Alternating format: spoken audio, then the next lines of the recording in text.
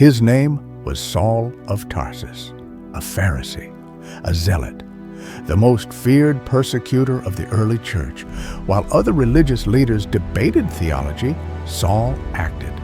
He hunted Christians through the streets of Jerusalem. Families were torn apart. Believers were dragged from their homes in chains. And Saul, he watched with cold satisfaction. He believed he was serving God. Seize him! But he was about to discover that he was fighting against him. This is the story of the most dramatic transformation in history. The story of how heaven itself stopped a man in his tracks and changed him forever. Humbly I come before you, Lord. Show me your way. But destroying the church in Jerusalem wasn't enough.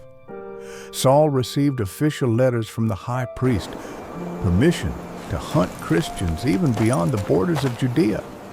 His target, Damascus, a city where the faith was spreading like wildfire.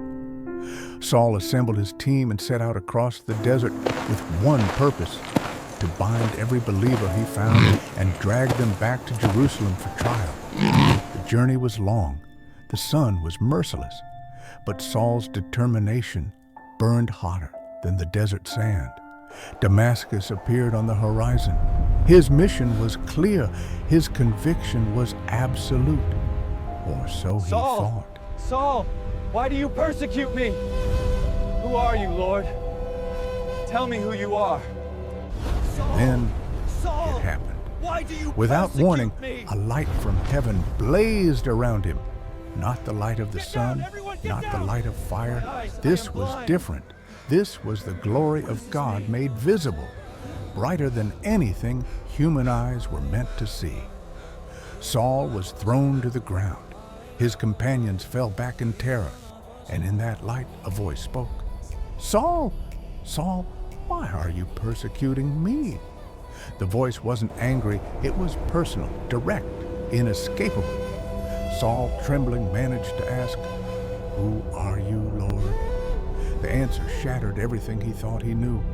"I am Jesus, whom you are persecuting."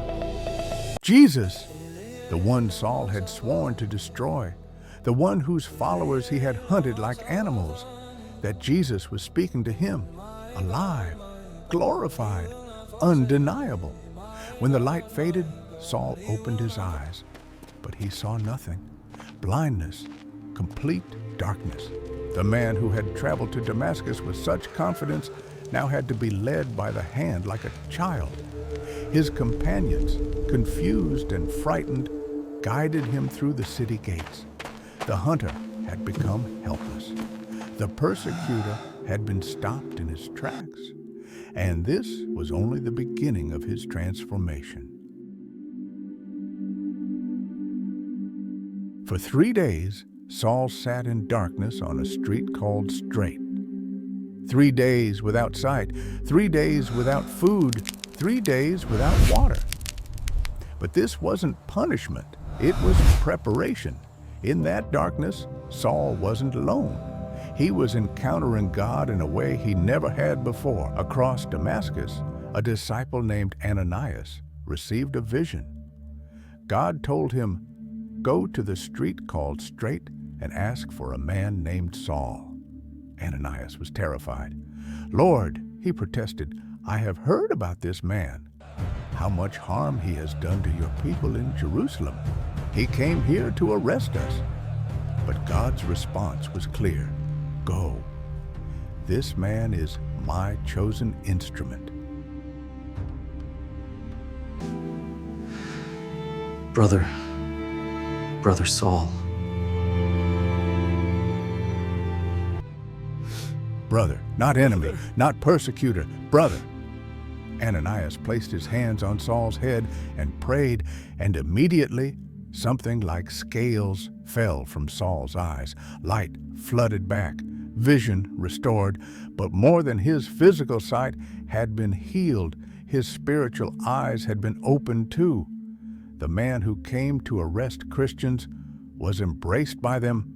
The persecutor was baptized by those he had persecuted. Saul ate for the first time in 3 days, not as a Pharisee, but as a brother in Christ. The transformation was complete. The hunter had become the hunted. The persecutor had become the preacher.